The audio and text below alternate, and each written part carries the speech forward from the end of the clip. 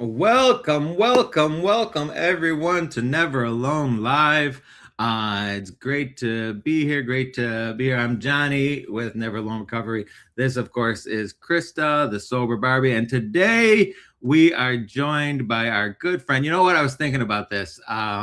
Freedom Fest we did in Charleston, and we made so many friends in Charleston. But one of the top ones is our friend Ashley Siwecki, who works for Lantana and Favors and does all sorts of different stuff. And Ashley, we're so glad to have you here. So glad that we got to meet you in Charleston, and you gave us a tour of the facility. It was so wonderful.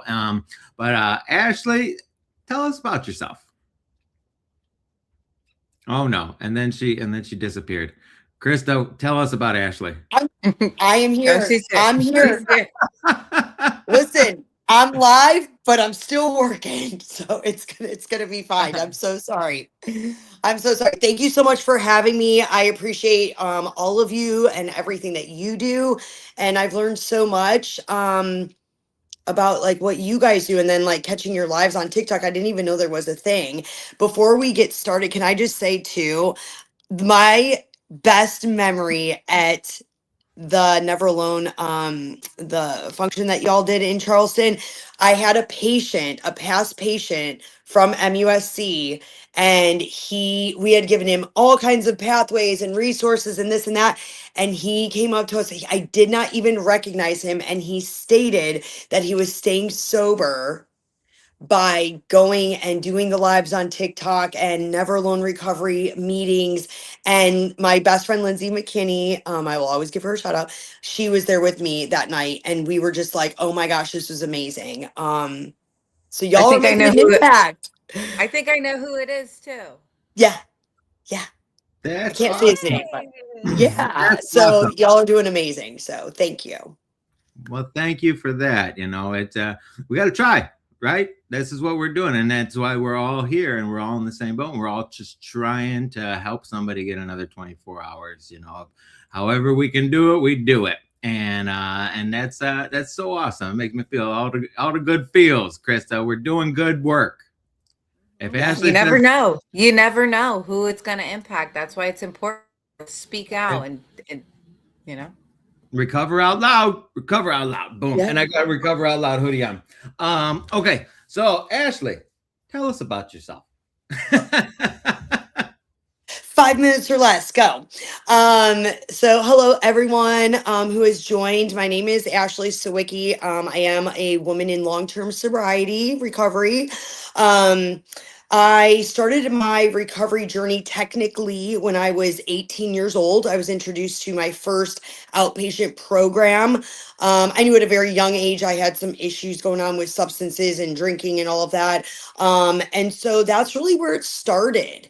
And I think it's important to say that because a lot of times it's like, oh, well, my sobriety date is September 6th of 2015, but technically my journey started all the way back when I was 18 years old, which was 2001, right? And so I was introduced, to recovery again through an outpatient program in Cleveland, Ohio. Long story short, lots of relapses, lots of return to use in between then, and going to all these different places and programs and nonprofit and insurance based, and I have done it all. I have done it all. Um, and I used to be really ashamed of that.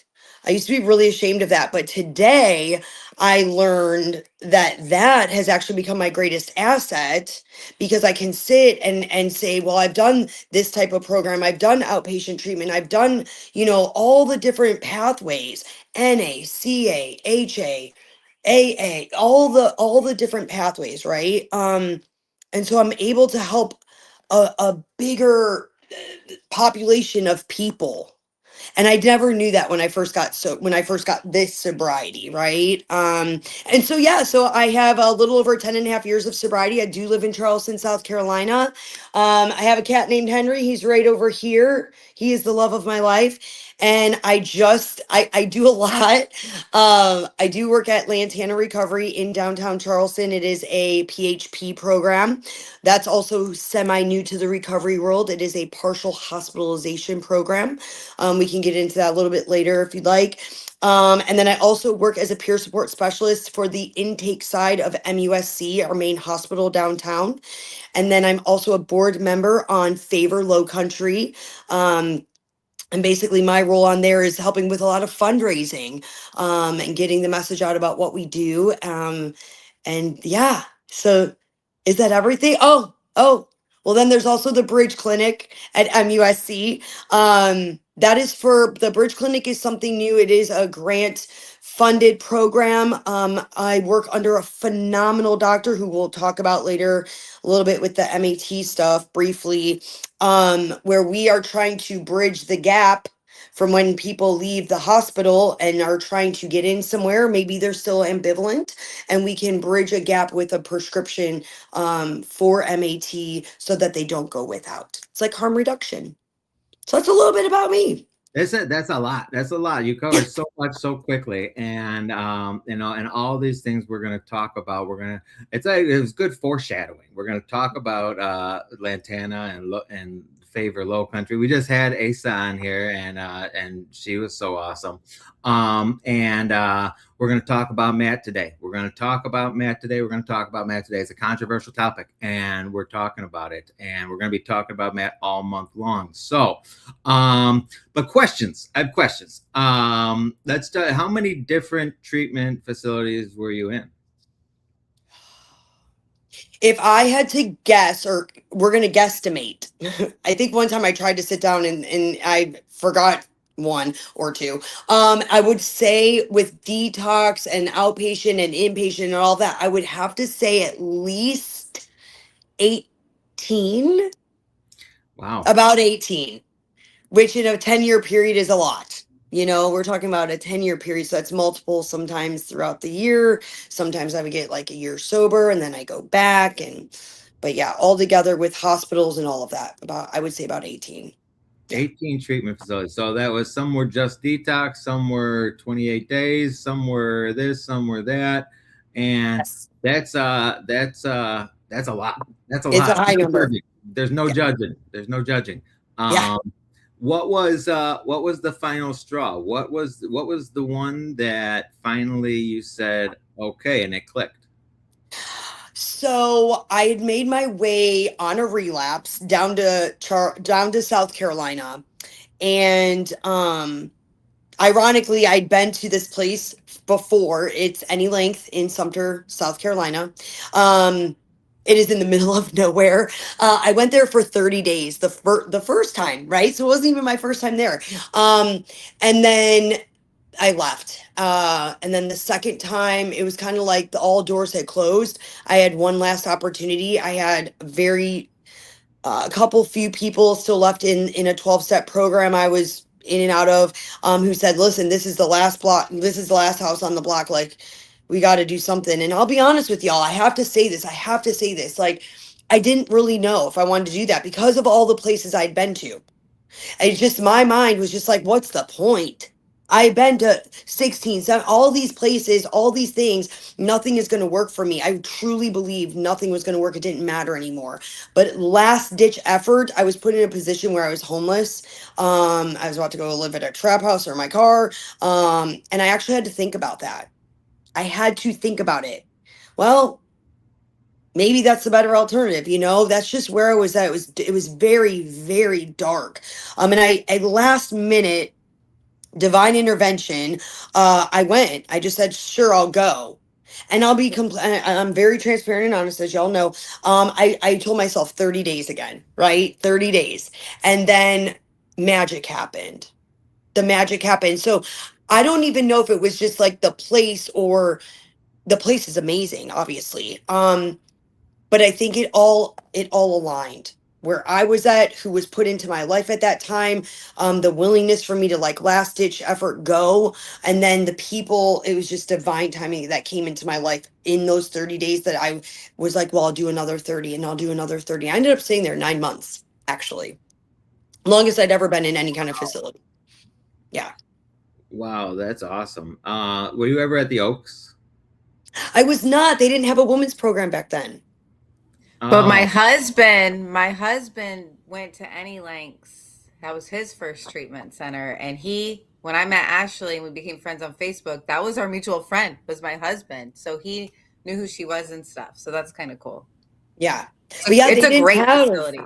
but they didn't have the Oaks back then. But oh my gosh, they're doing amazing work up there. Kimberly and Brian, amazing work. Yeah, for sure. Well, Krista got sober in a treatment facility as well. She had her calling in jail, but but the treatment facility was what did it for her. I never went to rehab. I never went to detox. My detox was a couple days in a jail cell, which is I would to suggest everybody go to a medical detox. Yeah.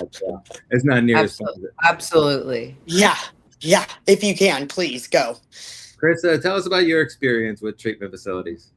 Well, first I want to backtrack to what Ashley said in the beginning, how the amount of time she tried in the beginning and stuff like helps her help people. Like I'm a one-chip wonder. I went to jail, went to treatment, it worked. It's hard for me to help people who have relapsed or I mean, I still have a story to tell, but like everyone has their own little way to help, like the divine order, the divine intervention, you know. So, but I got sober in jail, and then there was no treatment centers in my area. My mom, Google was like new, and it took her forever to find. I was supposed to be at the Any Links actually, and I had an ex-boyfriend there, and they were like, "Nope, you can't come, conflict of interest." So I was like, "Oh my gosh, I'm never getting out of jail." But they recommended the Oaks, and I was one of the first women to go through there. And I'm an OG from there in Greenwood, South Carolina, and it's a great facility, and I have a lot of friends in there right now. And I loved it. I loved rehab. I loved the people I was around. That big blue book, the way they broke it down for me, it clicked. It clicked. The timing was everything. So Mhm. yeah, and I'll have 11 years in August by the grace of God. So. Okay, so we talk about relapse a lot, right? We people relapse, and you were in all these treatment facilities, and you'd get some time, and treatment is phenomenal because it is a safe place. But then when you get out of treatment and you're forced to go live life again, life be life, and I want to hear about what happened. Why didn't treatment, or did treatment worked? But then you got out and it didn't work. Why? Yes. Great question. And it's funny because that's what I ask. I work as a recovery manager at Lantana, right? Case management, all that. And that's like my first question with the ones who are coming back. And, I had time, I had 4 years or whatever. It's not so much what happened. I had an old timer tell me this one time at a meeting, and it was like, it's not what happened, it's what did you stop doing? Right. And I was like, oh, because I could easily give you a million reasons of what happened. But, it's like I would get out and I would get the materialistic stuff, the house, the apartment, my family back, the job, the all of the materialistic stuff. And I stopped focusing on my sobriety, right? They call it, oh, we're slipping, right? Sobriety losing its priority. And that's exactly what would happen. But the insane part about it was I didn't even recognize that. I'm just running around living my best life, looking good, shopping, get my car back, all this stuff. And I quit growing spiritually. I quit surrounding myself with the community of women. I quit calling my sponsor. I'm only going to go to 2 meetings a week. Oh, that girl wants a ride. I'm not giving it to her, even though I got my car back. Like, it just, sobriety became less and less important. And I'm going to be completely blunt. The boys, right? It's like, see it all the time. It's two, and it was me. Money, so greed, and relationships become the priority. The job, the money, the relationship becomes the priority. And everything that has gotten me to that point goes out the window. Yeah. Every That is, time.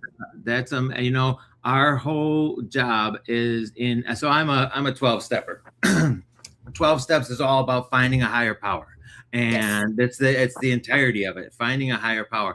And when I allow other things to be that higher power, be it money, be it the relationship, be it whatever, and I'm a people pleaser. So I gotta make sure that you're good before I make sure that I'm good. And that's so amazing because we talk about this a lot, and why do people relapse after treatment? They get 28 days and they're gung-ho and they're enthusiastic.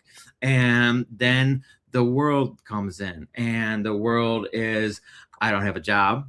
I don't have a car. I don't have an education. I'm in a bad living situation. I'm alone. There's the things that could come up are limitless.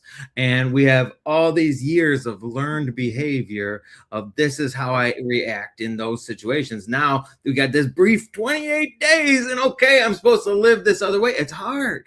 It's hard. Yes. I'm not diligent about my recovery. I'm not diligent about the steps. And like I got out of jail and went to AA, and then I went to AA a lot. And I wound up in a meeting every day for 2 years, and that was what grounded me. But a lot of people don't do that because they'll start out gung ho. We're going to a meeting. But I gotta go home and take care of the kids. But the distraction. But I got work. I got it. And it's when the priorities become less and less of higher power and meetings and recovery, then you're going to get that. And so thanks. That was great. Let's hear more about I want to hear more about, go ahead. Well, I was going to say, how long was Krista, how long were you at the Oaks? I did the 4-month program. I commenced right before Christmas. I went home for Christmas and came back and did transitional for like a month. So technically I was gone. I was in jail for 30 days, did 5 months at the Oaks. So I came home 6 months sober. Okay. But also we're like in rehab, it's like meeting boot camp. So when you're free and like you don't want, the last thing you want to do is go to a meeting because you were kind of forced to go. But it's crucial to at least get into meetings, I think. Yeah, when I was at Any Length, Dennis, I love that man. God, he helped save my life. Dennis W., he would always be like, go outside of here. This is not your home. This is not your home, people. You are here for a brief moment in time. It may feel like forever, but I need you to go out and fall in love with the fellowship. I need you to absolutely fall in love with whatever, we were big AA, big book boot camp, right? But he also does NA, and so like fall in love with the fellowship, and I did that. I think God had a past experience with Alcoholics Anonymous that I already did love the program. I just wasn't applying the actual work to my current life. Like John said it best, like I can do it while I'm there, but then I get out and things are happening and I'm not applying the steps like to my it was always about my past. Let me write a force about my past, my past, my past. But I never applied it to like stuff that started happening currently until this sobriety. And I'm like, oh my gosh, it works for that too. That's amazing, So. And I think what isn't focused on, I mean, we got to go to meetings, we got to do all this stuff, and we do have to focus on the now, but we have to focus on this more than anything, the mental health aspect of it. We just got rid of our best friend, and that thing that we used to cope with all of life, and now I don't have that anymore. And now I have anxiety, I have depression, I have PTSD. Maybe we're a little bipolar. I think we're all a little bipolar, but that's these are all the mental health stuff that we have to deal with. And if we're not dealing with that, it's like we have to deal with all this stuff all at once, and it's hard. That's why getting sober and staying sober is hard, because this is the stuff we have to do and deal with. And if we don't have that immediate outlet, if we don't stick with the meetings, we're destined to go back to the old ways. So Correct. I want to talk about these facilities that you work with. I want to talk about Lantana. I'm telling you, I was very, very impressed walking through there and seeing all the stuff that you guys have going on. And then, at Freedom Fest, a bunch of the patients came and they were present for the what we were talking about and stuff like that. And it was so cool, so cool. They loved it. They did. You know, and that was a great segue. Thank you for when you were talking about like the mental health part, right? And like, so again, where I went, it was like, it was big book boot camp, which I think, again, God knew what I needed. God knew what I needed back then. What I love about Lantana, and I had to open my mind a lot because again, I was raised in Cleveland, Ohio, in the backyard of Akron, Ohio, right? Where AA was born. And so it was AA for over a decade of my life. And then I go to AA boot camp, not the first one, by the way, right? Like multiple. And so when I got to Lantana, I had to really start opening my mind that maybe there are some other ways. And our book and our literature talks about that, like we are not a monopoly. And I would always like quote that, but I never really knew what that meant until you like experience it. And so I come to Lantana and I like to think of Lantana, you know, we have me as the lived experience that I'm just sitting, you know, face to face with you. We're just shooting the shit, you know, and giving my experience and helping you through whatever you're going through, you know, for that day. And then my job also is help plan a good solid discharge plan to like lower level of care, sober living, or sometimes it's to another facility. Oh no, is she freezing on us, Krista? Oh no. I don't know. I have PTSD from my technical difficulties last week. She's coming back. Oh no! Oh no, She'll she come left us. She'll come back. Oh, but I'm telling you that Lantana was so good, and what she's talking about right now is, you know, the open-mindedness that has come from all of this, and man, I can relate so much to the open-mindedness that's occurred just from these past months of being on the tiki-taki and being on this and hearing other people's stories and hearing about Matt. And I'm an old school AA guy, you know. It's hard. It's hard. Okay, she's back. I think she's back. I don't There. know. I was talking and then it just shut up and kicked me out. Okay, you're Can you here. guys hear me? Okay, so my job is the lived experience. Then we have a therapist. So you are in, their clients are doing group therapy, but they're also doing one-on-one individual, which is exactly what John was talking about, like what's going on up here and some of that deep, dark stuff that we haven't really shared with anybody, right? So you're getting the therapeutic approach, you're getting the lived experience, and then we call it pick your own adventure, which is we have different groups all in the afternoon where the client gets to have a voice in their recovery. Some of them are gung ho about AA, so we offer all kinds of different pathways. Dharma, AA, NA. There's Erica comes in. She's a facilitator and does sound baths and yoga, and we're constantly walking to the park, or maybe we just want to like make some art project. You know, I love crafting, right? And so, or like puzzles, and maybe one day I just need a break and just to chill out and not talk anymore, you know? And so they get that opportunity to pick their recovery and have a voice in it, you know?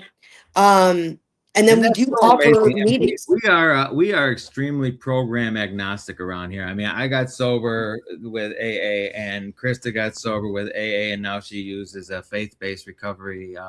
And you know, but there are so many variations, all these different paths that lead to the same place of recovery, and that is important to recognize. You know, and right when you left, I was talking about, you know, because I'm an old school AA guy, you know, 20 plus years sober, all through this. And it's very kind of, okay, the other portions, they must not work because this works for me. And, you know, but all this and the Never Alone Live and the Tiki Taki and all the stuff we're doing, it just has opened my mind to so many different possibilities. And I love that Lantana offers that, because it's there's a lot of different roads, and just because this one worked for me, it doesn't mean it's going to work for somebody else. But there's a lot of different ones. And there's somebody in the comments, sober shenanigans. I went to the New Way halfway house at Lantana. You know, the Sober new Shenanigans is a woman's meeting here, so I'm not sure who that is, but yes. Oh my God, that's amazing. Sober Shenanigans said they don't like you. No, So they didn't, did they?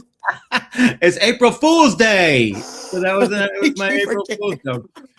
He was And waiting You for know, you. can I do want to, before I forget this thought, and you know, John and I both talk a lot, and I know that, but you know, I'm super grateful, especially recently in my own personal journey. I just went to Sober Shenanigans actually last Thursday, and I shared about this. Like, I was having a real hard time with some things in my 12-step program. I was 1 foot in, 1 foot out, but I also knew because of Lantana and all the different people that I've met because of Lantana and you know, Celebrate Recovery and this and that, all this, all the different things. I started going to a Dharma. We offer a Dharma meeting there on Thursday nights, and I just show up, you know, and just lay on the mat for a little bit. And I knew I needed to keep doing something. Right. If I didn't feel comfortable, which whatever, I knew that I could still go to a safe place like Dharma or whatnot. And so I say that to say, you know, I'm back in fully in my program, but I have, thank God, there are other ways because in that time of unknowing and confusion and frustration and fear, I still had somewhere to go. I still had somewhere to go. And we didn't have that years ago. Like, really, we really didn't, you know? And so I just wanted to drop that little nugget with Sober Shenanigans. Sober Shenanigans just informed us we are two dudes, real talk, real recovery. And so Their podcast. Their that's your podcast. shout out. And Brandy just asked, "What is Dharma? Dharma recovery?" Go ahead, Ashley. Woo! You're jumping at the bit. It's so great. So Dharma is a more Buddhist approach. And our lovely Sydney, she works at Lantana too, but she does the pathway of Dharma. And so it's a meeting where they do a meditation.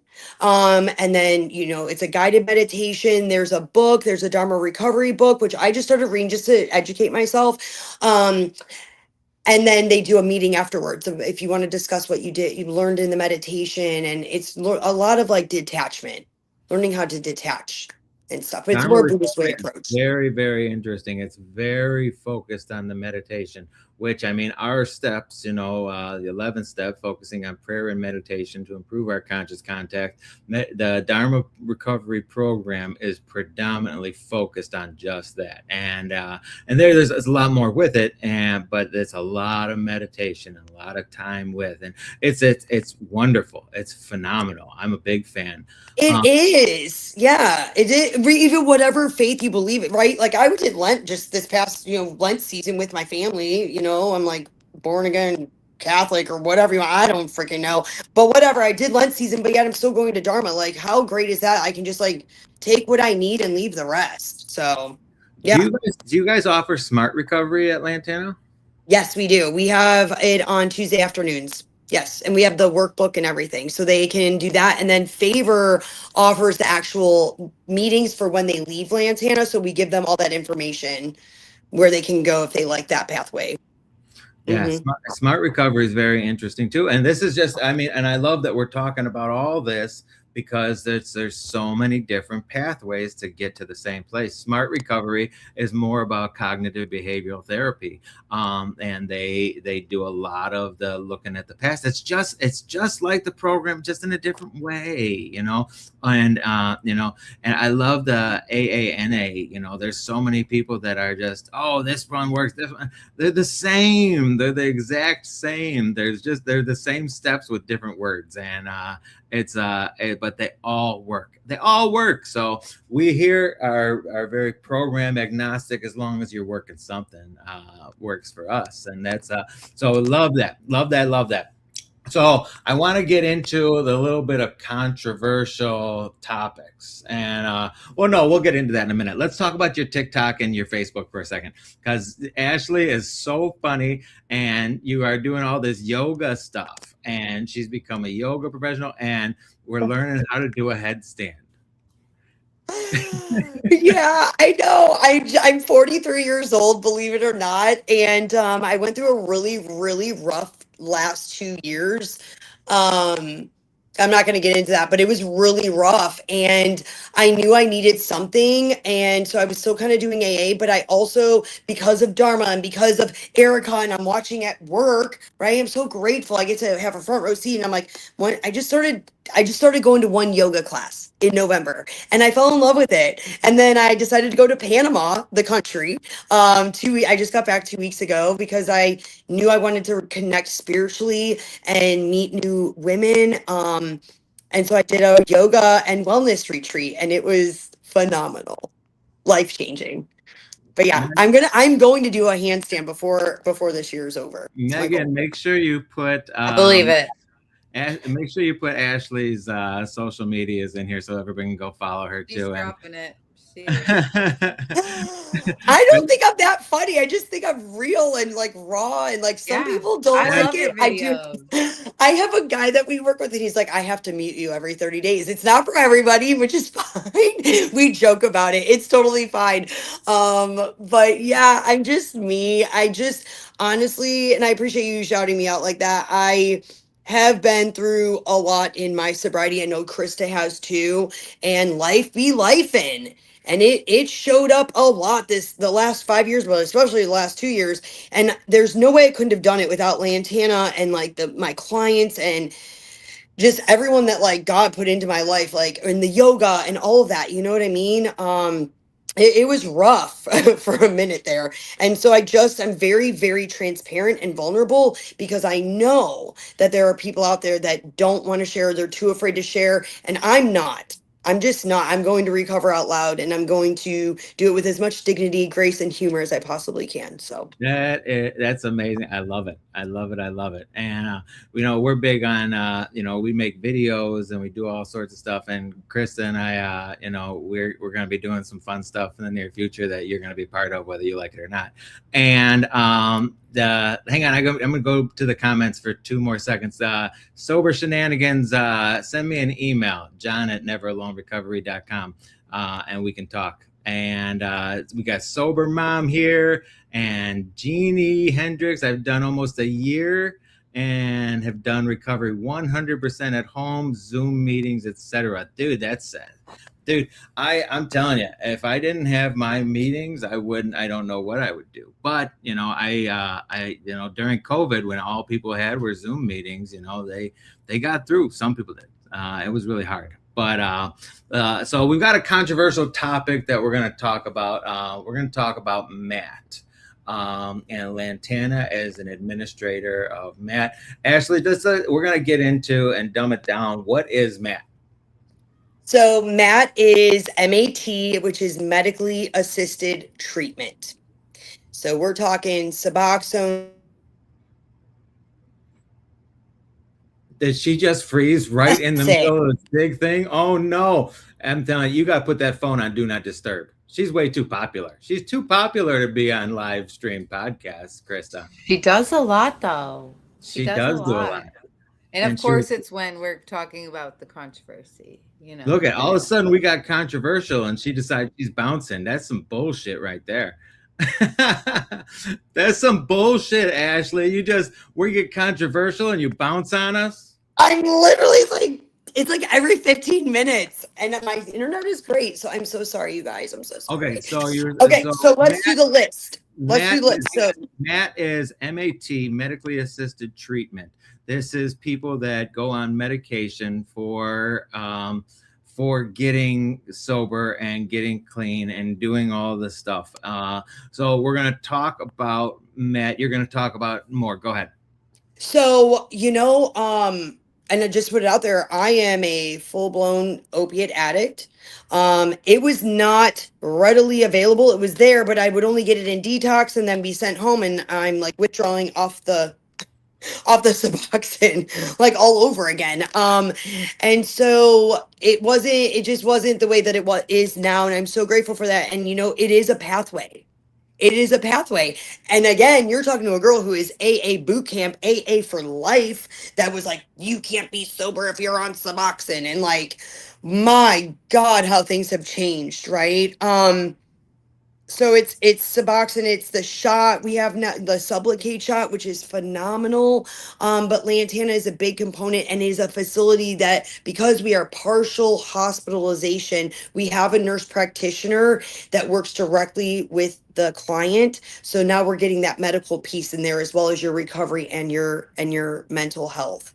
Right now we're getting the physical piece for the cravings. I'm not a big person on cravings. That's a whole nother topic for another day. But like the obsession in my mind, I can't stop thinking about using it. Really, the medication, from what I've seen with all of my clients, it really does help with all of that. And there's a whole scientific, thing behind it with our brain and our receptors and whatnot. But here's the deal: to dumb it down, it works, right? It's working. I would rather have people, someone was like, oh, I was telling John and Krista, we're at MUSC, we do studies with this we're doing a study right now on mailing it. And my first thought was, you can't mail Suboxone because, oh my gosh, if people get that. And like, for me, if I were to take it, I would feel an effect from it. I just would. But, people are usually not out there seeking Suboxone to get high, right? They're seeking it to detox themselves, which is dangerous. But like, you know what I mean? So then I changed my mind very quickly. If we're gonna mail it, and if it gets in different hands and people want to sell it to people who are trying to get off of heroin, you're not gonna die off Suboxone. You're gonna die off getting a bad dose of fentanyl or what, you know what I mean? Xylazine. So now my mind's open to let's mail it, which I was very close-minded at first. I want to plug in about MUSC, but while we're talking about this, right? So I work under a doctor. Her name is Dr. Smith. Phenomenal. We're big bookers here, right? So you want to talk about a real life. Oh no, here we go again. Krista, every time she blinks off, what forces us to talk. Uh, Yeah. um, what are Yeah, your I what think it's important though. We need to factor in what's on the streets right now.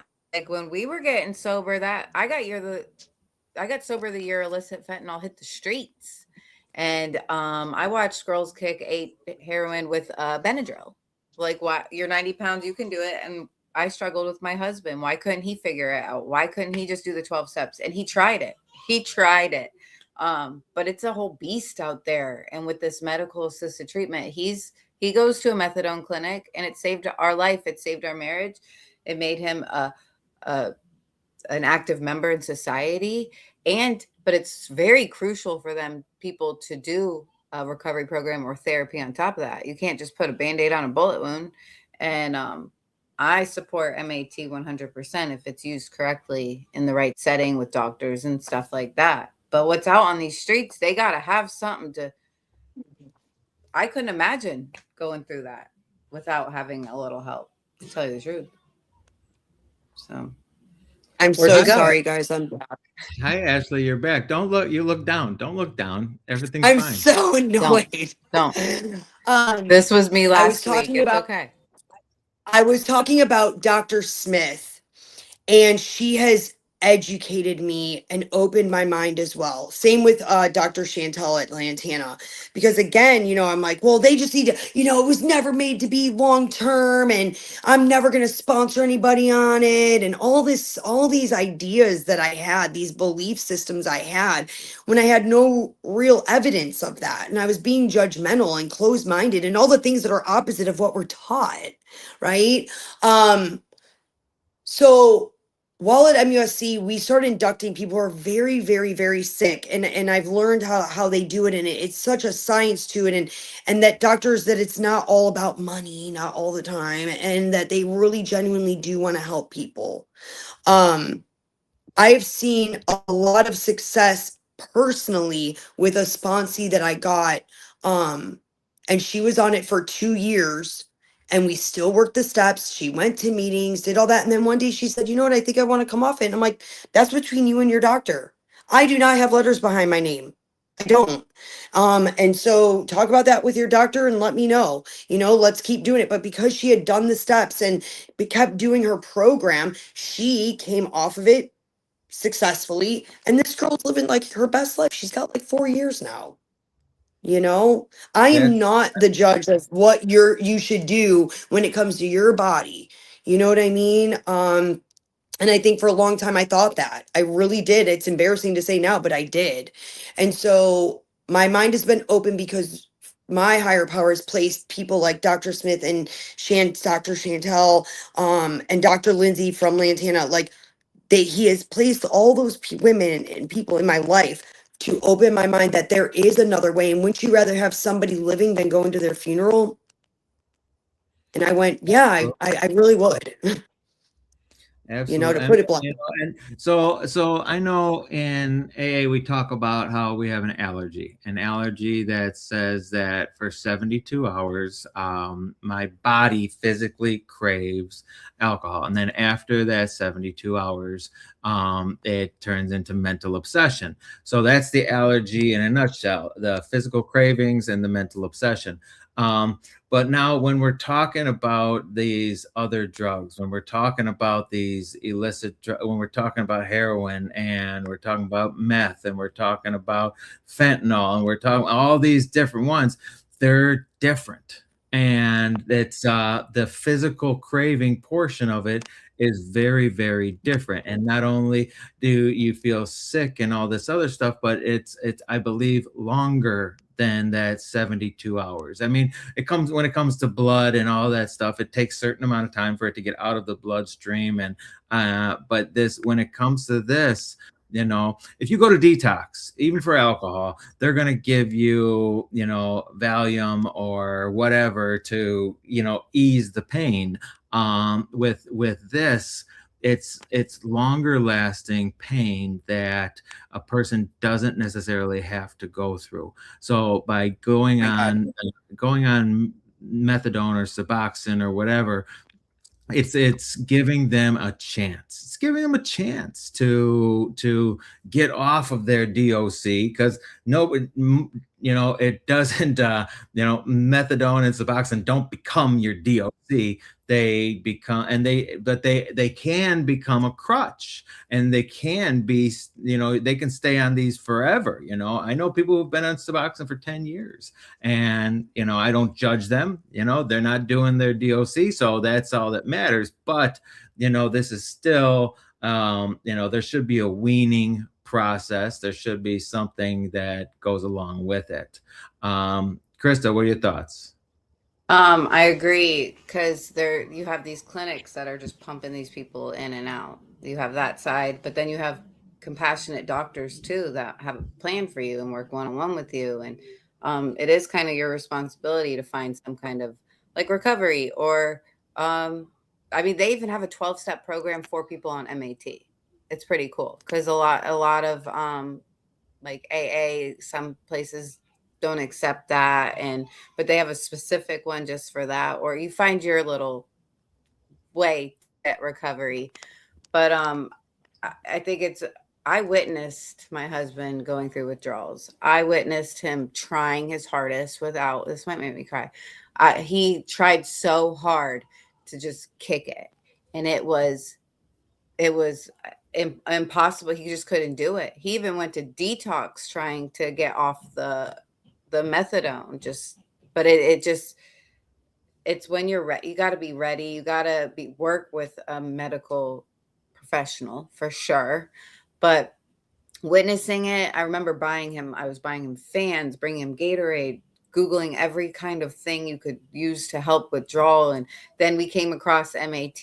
And it's crazy that we're on this topic, because yesterday I stopped at the gas station and saw an old friend of mine 6 years ago when I was pregnant with Huxley. And she was the one who loaned me money so Bubba could go to his first MAT clinic. And I looked at him and I go, she like helped save your life.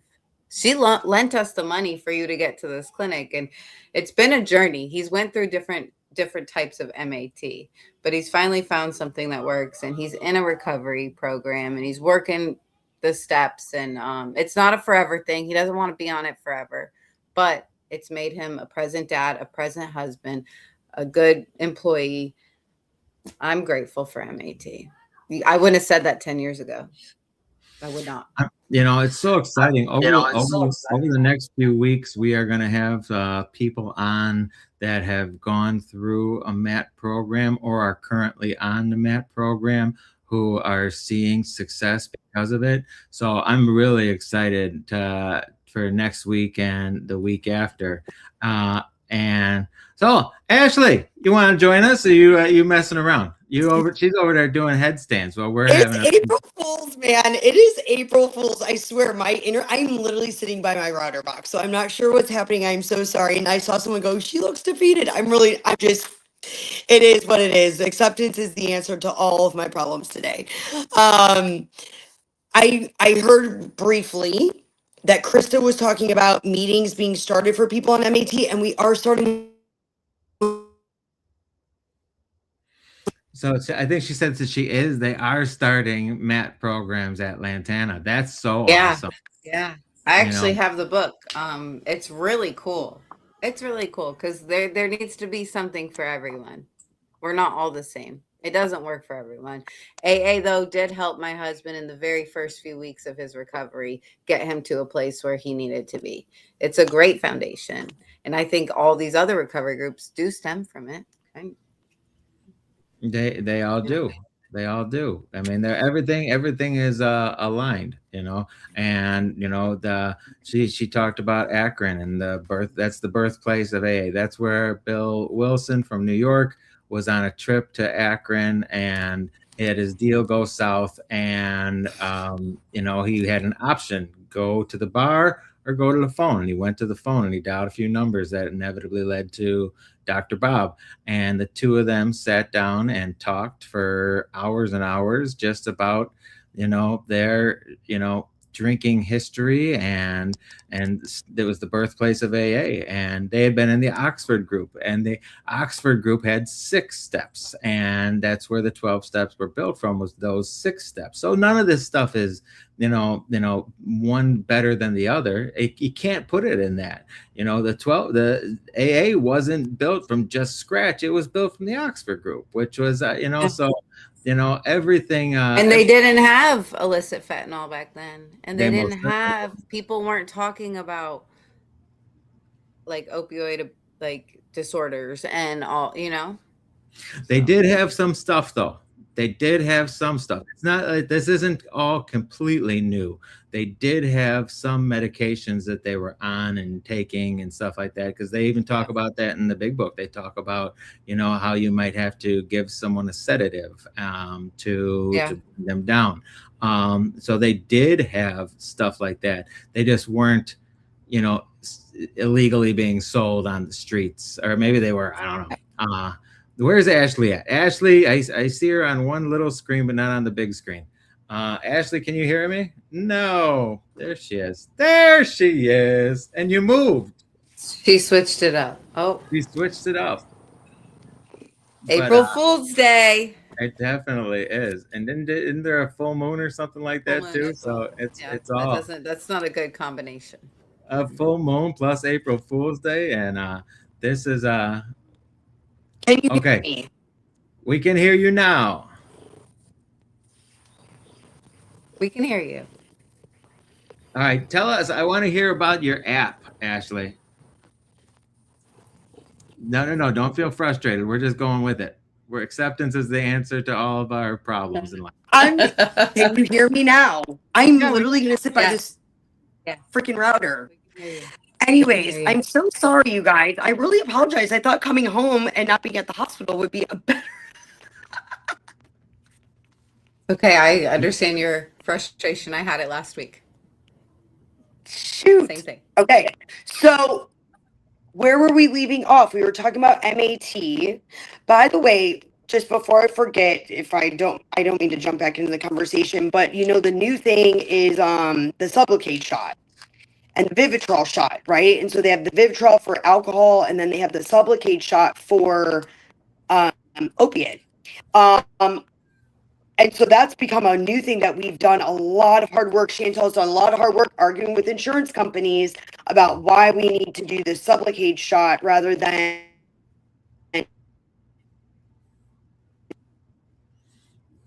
Well, it's just one of those days, and this this is. I know she's getting frustrated, and Yeah. I was ready to chuck my laptop out the window last week. while so there's the shot. So anyways, if you guys want to take over, John and Krista, just take over. I know, you know what? I can hear you. We can hear you very well. We're gonna bring up a picture of your. I want to talk about this app, the Bridge to Hope. Bridge to Hope. This is the app that Yes. is the Charleston County Recovery app. Tell us about what this app is. We're showing a picture of it right now. Yes. So this is what Charleston County and the Charleston Center, which is a detox, but also does outpatient programming for the county. They came up with this. And so it's a free app and it is literally a resource magician. Anyone that downloads this app, if you need help 24/7, it does not matter what day or time it is. There's a button, I can see it right there, where you can literally just call someone and a peer will pick up from Favor Low Country. His name is Chris Cherry. He's amazing. So you have 24-hour access to getting help. And then there's a whole list of housing, sober living, and this is for all over the state. Even though Charleston County put it together, there's all statewide South Carolina resources on this app. It's This amazing. is wonderful. This is absolutely wonderful. And where so if you get out of treatment, do they give you this app? Do they give you this app anywhere, or is it just kind of when you're in treatment they tell you about it? So we started telling our clients about it. I know Carlson stick thousands and thousands of stickers that we just put on with the QR code.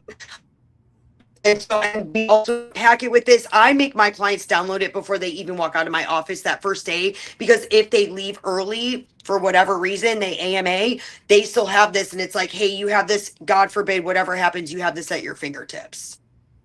This is amazing. This is amazing. Yeah. I wish every county, every state, and I wish everybody would have access to something like this, because right now you get out of treatment, you get a green folder, and you're on your way. This would be something that could actually help, and it's enormous. I love what we had Chief Rozier on, who is the deputy chief in Charleston County, and the stuff that they're doing over there. They're really, the opioid settlement fund gave a lot of people a lot of money to do some cool things, and I love what Charleston is doing, and this is one of the things Charleston is doing with their funds to help, and I think this is a big portion of the solution. Absolutely, because or like people that leave jail, they're giving out that sticker with that QR code.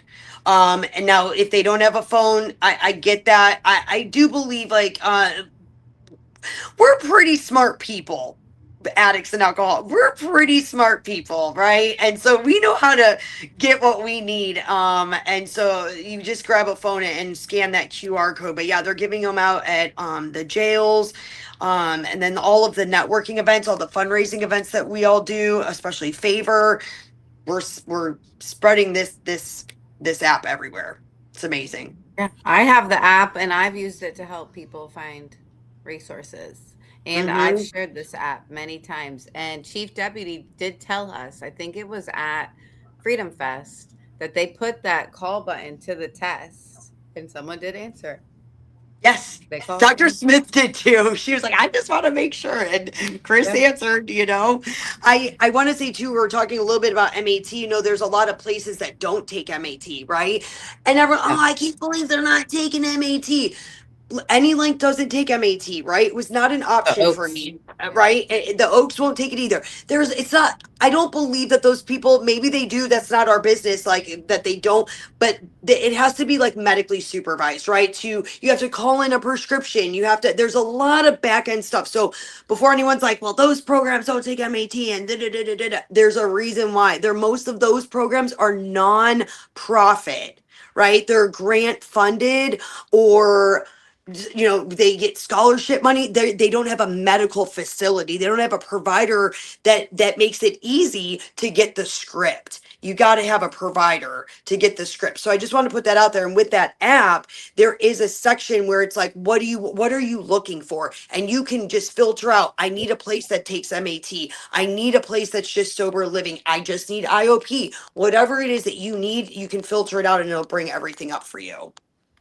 Yeah. That is amazing. And Ashley, you're amazing. It's unfortunate we have these technical difficulties. I was going to ask if you could close us out with a handstand, but I think that I mean, you could tell us that you're doing one right now. I know. I'm like on my floor. Like, I'm so sorry I had technical difficulties, you guys.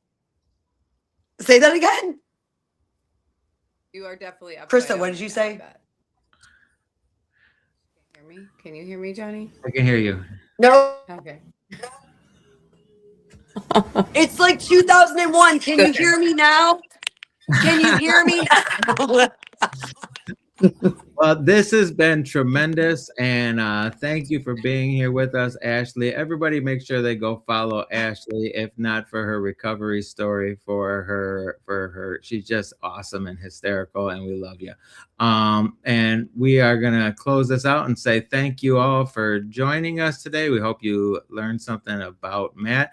We're going to be focused on Matt all month long, so we're excited to have, and now we're gonna have to get Ashley back on here and when we've got 100% technology ready, which I don't think is ever. But thank you all for being here and appreciate you. Thank you for having me. Thank you so much. And we will see you next week. Bye. Yes, love y'all.